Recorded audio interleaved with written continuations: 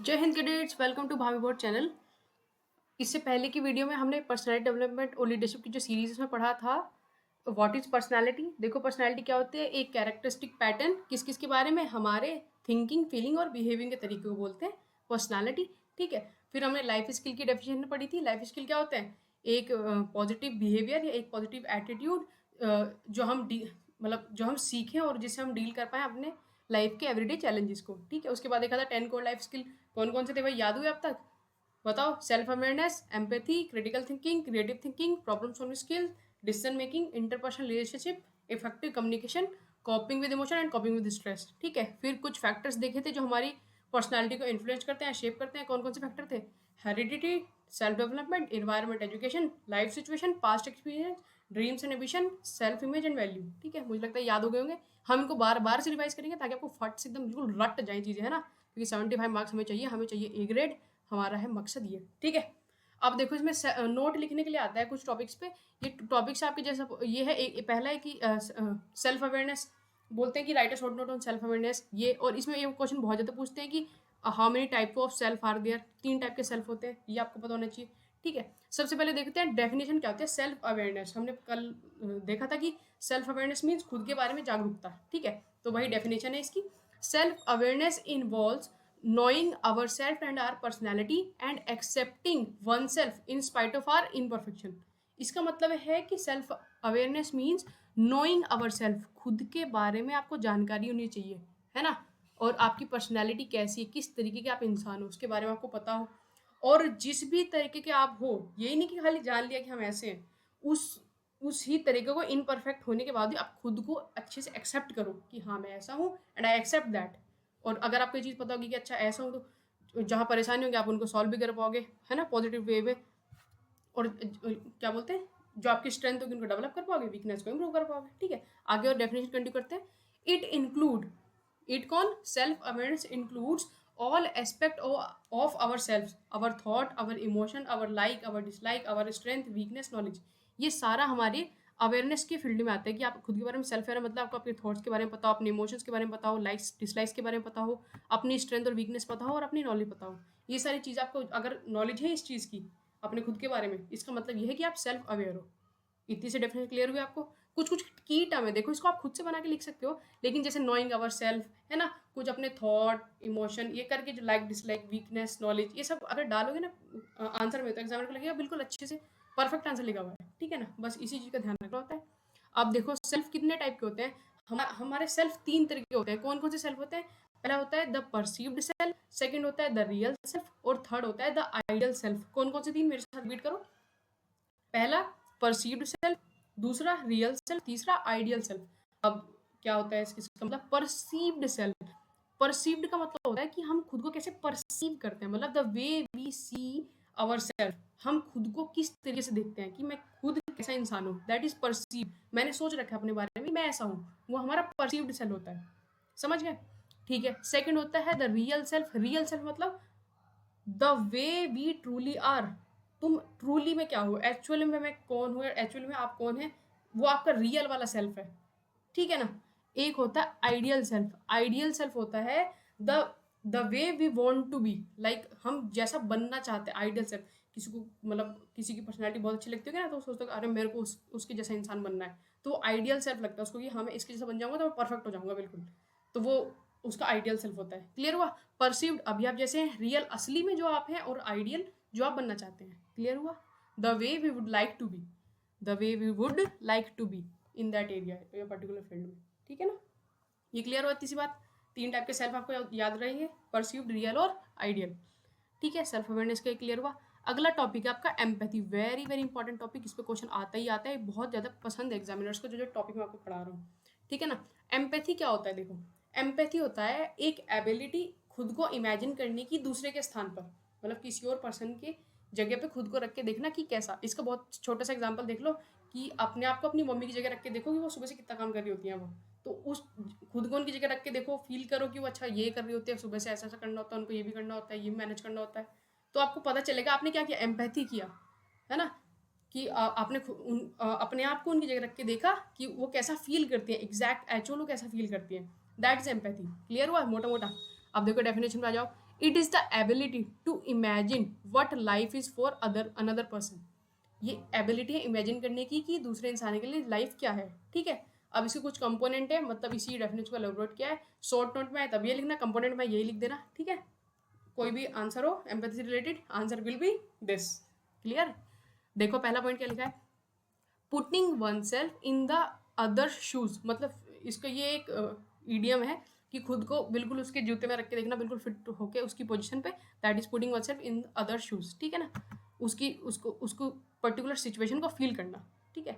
Second point है to see things from other person's view, जो चीज़ें हैं ना उनको दूसरे पर्सन के पॉइंट ऑफ व्यू से भी देखना, ये नहीं कि हमेशा हमेशा कि हाँ मैं ही वही सही हूँ, नहीं, दूसरे पर्सन के पॉइंट ऑफ व्यू से भी देखना, ठीक है ना।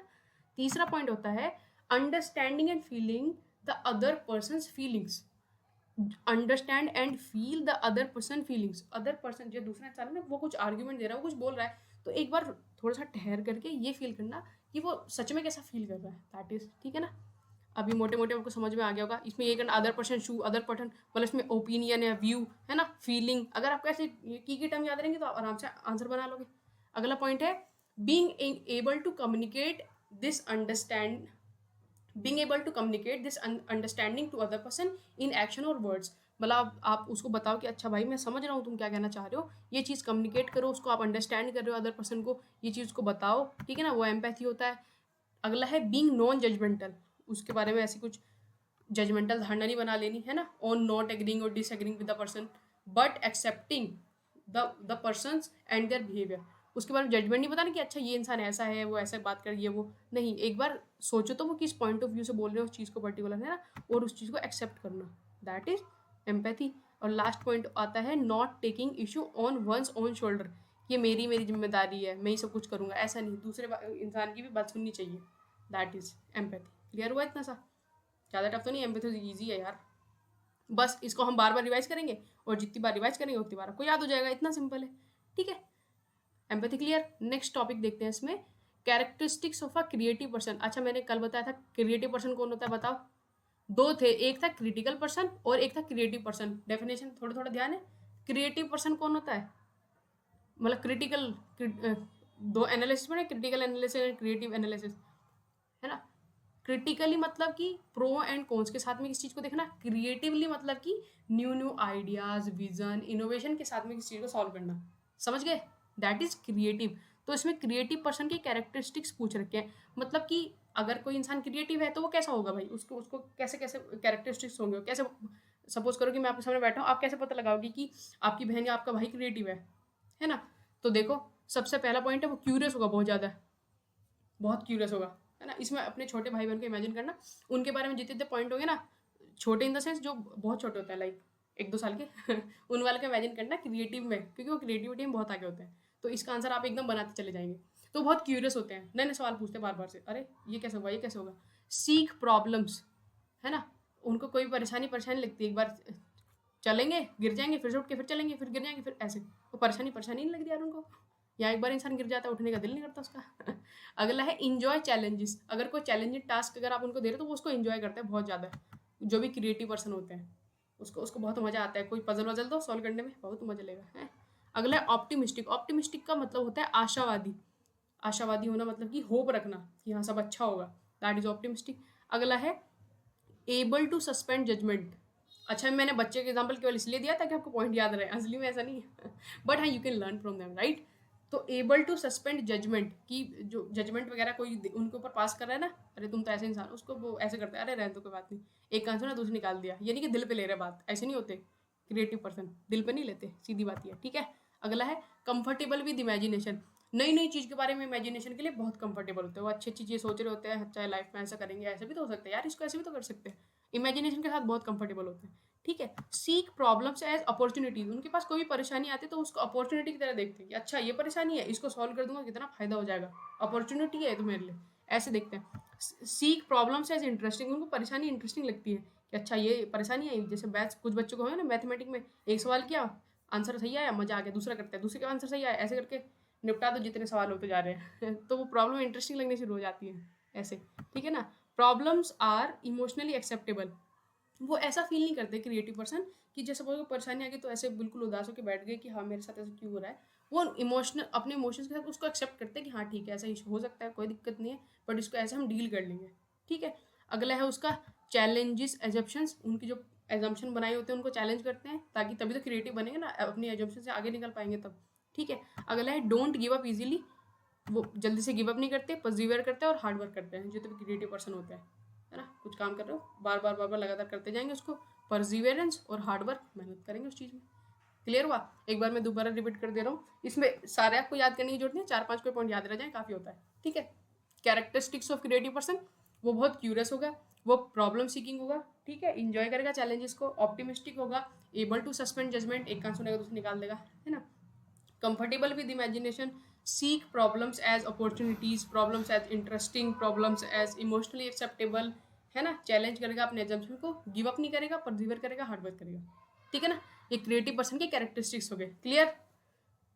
इतना क्लियर? इसको याद करना आज ये 2-3 पॉइंट पेपर में बिल्कुल ऐसे सीधे यही सवाल मिलने वाले हैं, देखना फिर रोना नहीं इसलिए अभी याद कर लो। देखो आपको याद हो जाएंगी चीज़ें, आपको करना कुछ नहीं है, खाली सीरीज के साथ में बने रहना है, मैं बार बार रिवाइज करवा करवा के आपको रटवा देनी है। ठीक है ना, पेपर के आने तक आप अपने टाइम से क्या करो, 10-15 मिनट निकालो और बिल्कुल शांत से वीडियो देख लिया करो, बस इतना आपको करना है। ठीक है।